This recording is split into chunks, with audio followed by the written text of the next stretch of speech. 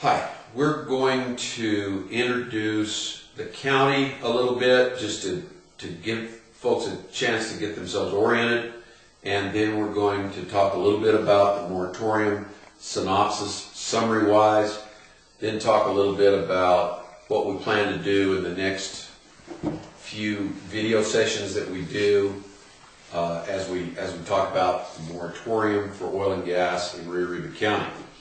Rio Arriba County is in the northeastern quadrant of the state up against the Colorado line. It's a very large county extending from Navajo Dam down in the square and across to Espanola at the confluence of the Chama and Rio Grande rivers, over then to just a piece of Moore County here, Taos County up here, and this would be the Colorado line. The county is divided into basically three areas. There's the eastern watershed area that is very alpine and provides a lot of high mountain classic snowpack drainages through here. This is the settled and populated part of the county from Espanola up through the small towns, Mendanaos, Hernandez, and Cebolla as you climb towards Chama and then to Colorado. The county is bisected by the Hickory Apache Reservation, which goes from border to border in this shape that you see here. And I would estimate that a fifth of the land mass would be not a bad guess as to how much land is under Hickory control. In the western part of the county here, now we have San Juan and Arizona to the west of that. Along this San Juan line, Navajo Dam is the takeoff point for the county border here. This is where all the massive oil and gas development is. Our ranch, by the way, is right there. And there are approximately 11,800 wells, both active and inactive, crammed in this little area right in here. The Carson Forest takes up part of this here, and again over here. Forest and federal lands are pretty extensive, even over on this side. We've just kind of drawn in Highway 64 as it comes into the county and exits over here, and then Highway 84 as it comes through, down through Chama, finds its way down, begins following the Rio Grande Valley around Abiquiu, and then exits the county right here at Espanola. It's the Santa Fe builds, its border builds all the way to Espanola. It really builds up there. So this is very populated. Then you're in the Rio Grande corridor all the way to Las Cruces. All right, moratorium itself. Vote was last Thursday, and in Espanola, it's a vote to place a temporary moratorium for 6 months on oil and gas drilling in Rio Arriba County. The commission voted on it, and they passed a limited and shortened form of that moratorium. Limited in that it covers only 10% of the land mass, as opposed to as it was proposed for the entire land mass, other than the Hickory Reservation and whatever little city area that the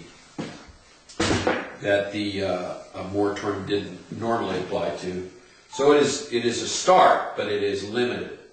The moratorium applies only to private land in its form that it was passed. Only to private land that has a private mineral under it, meaning no federal mineral under the ground.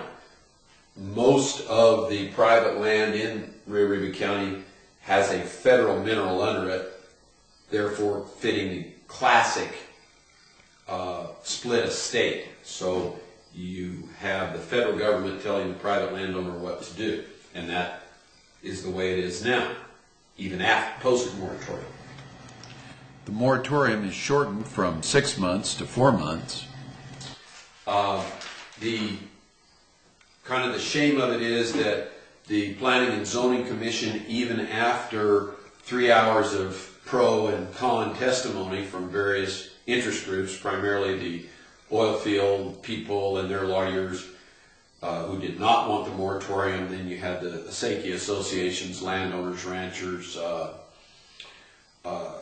citizens interested in the watershed for it. Even after that debate, the Planning and Zoning Commission recommended that the moratorium be passed in its original form to cover the entire county other than what was excluded normally, and to have it last for 6 months. Unfortunately, Commissioner Martinez severely limited that by changing the moratorium to include only private land and private mineral, and Commissioner Carice shortened it to take it from 6 months to 4 months. It is, however, beginning and pretty remarkable in that there is such a huge development of oil and gas in the county, and has been for over 50 years.